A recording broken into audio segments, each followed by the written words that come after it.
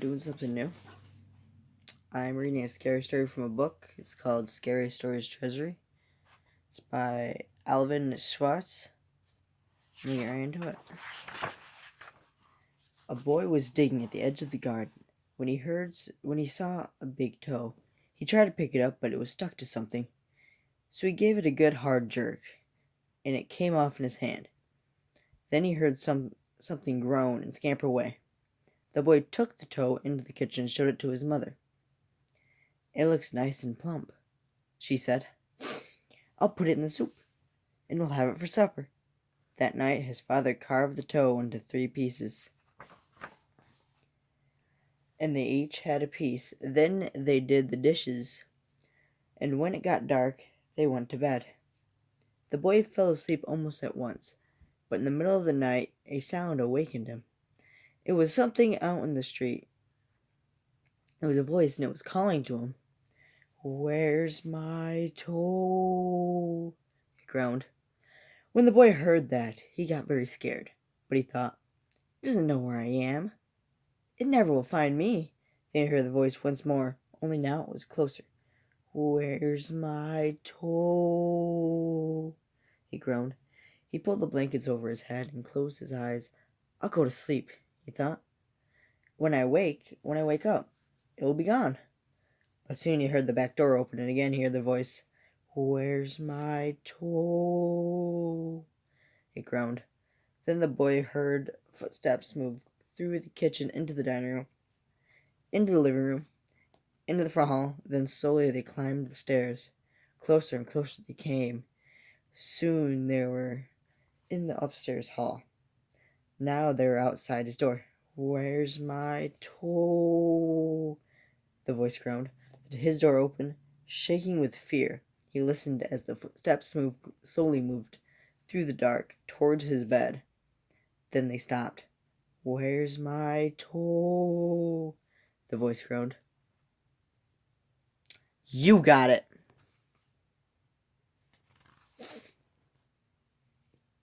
And that story was called The Big Toe. This one called The Walk. My uncle was walking down a lonely dirt road one day. He came upon a man who also was walking down that road. The man looked at my uncle, and my uncle looked at the man. The man was scared of my uncle, and my uncle was scared of the man. But they kept on walking, and it began to get dark. The man looked at my uncle, and my uncle looked at the man. The man was very scared of my uncle, and my uncle was very scared of that man. But they kept on walking, and they came to a big woods. It was getting darker. The man looked at my uncle, and my uncle looked at the man. The man was really scared of my uncle.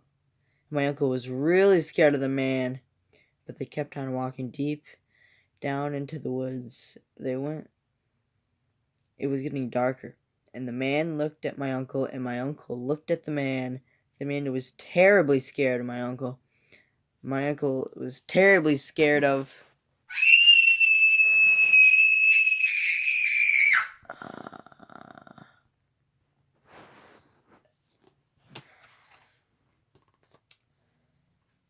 This story is called What Do You Come For? There was an old woman who lived all by herself, and she was very lonely. Sitting in the kitchen one night, she said, "Oh, I wish I had some company." No sooner had she spoken than down the chimney tumbled 2 feet, from which the flesh had rotted. The old woman's eyes bulged with terror. 2 legs dropped to the hearth and attached themselves to the feet. Then a body tumbled down, then 2 arms and a man's head. As the old woman watched, the parts came together into a great gangling man. The man danced around and around the room. Faster and faster he went. Then he stopped and looked into her eyes. "What do you come for?" she asked in a small voice that shivered and shook. "What do I come for?" he said. "I come for you."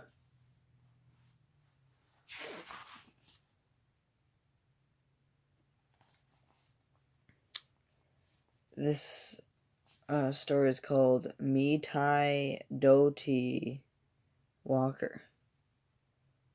There was a haunted house where every night a bloody head fell down the chimney.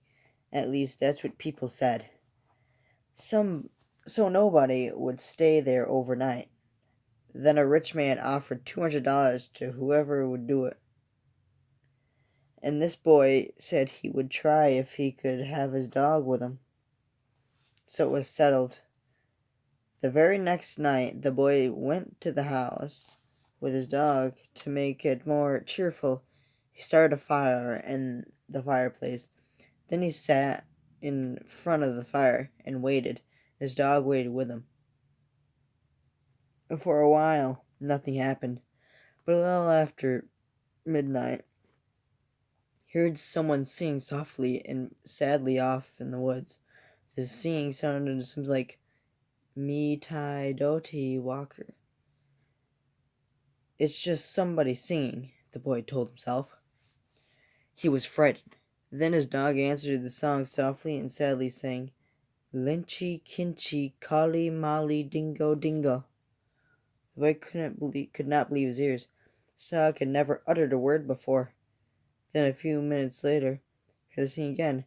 Now it was closer and louder, but the words were the same: Me Tai Doti Walker. This time the boy tried to stop his dog from answering. He was afraid that whoever was singing would hear it and come after them.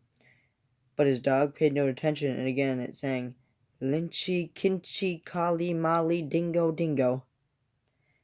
A half hour later the boy heard the singing again. Now it was in the backyard, and the song was the same: Me Tai Doti Walker. Again the boy tried to keep his dog quiet, but the dog sang out louder than ever, "Lynchy Kinchy Kali Mali Dingo Dingo." Soon the boy heard the singing again. Now it was coming down the chimney. "Me Tai Doti Walker." The dog sang right back, "Lynchy Kinchy Kali Mali Dingo Dingo." Suddenly a bloody head fell down the chimney.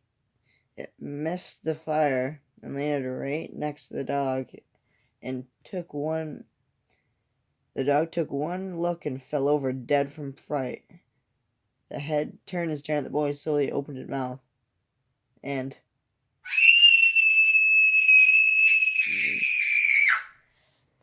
this story is called A Man Who Lived in Leeds.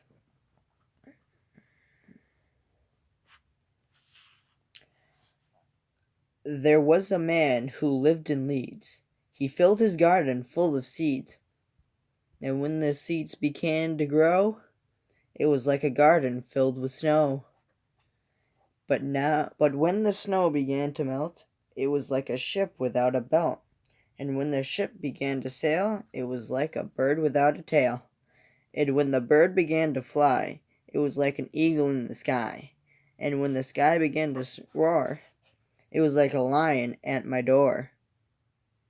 And when the door began to crack, it was like a penknife in my back. And when my back began to bleed, I was dead, dead, dead indeed.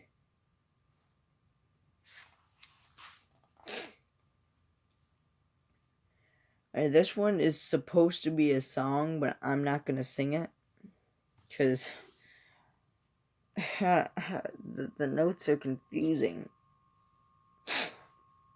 So I'm just going to read it. This one is called Old Woman, All Skin and Bones. There was an old woman, all skin and bone, who lived near the graveyard, all alone. Ooh, ooh. Why? So thought she'd go to church one day to hear the parson preach and pray. Ooh.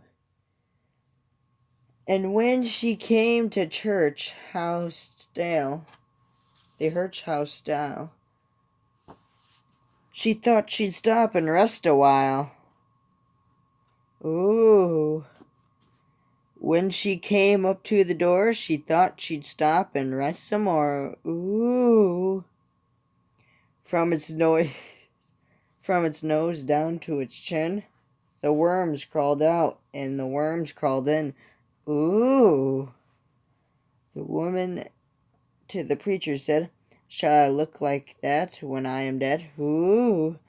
The preacher to the woman said, "Look like that when you are dead."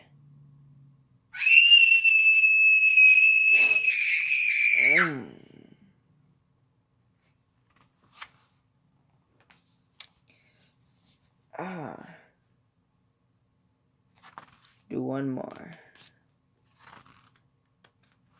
This one is called The Thing. Ted Martin and Sam Miller were good friends. They spent a lot of time together.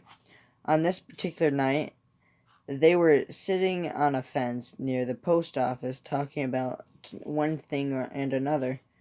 There was a field of turnips across the road. Suddenly they saw something crawl out of the field and stand up.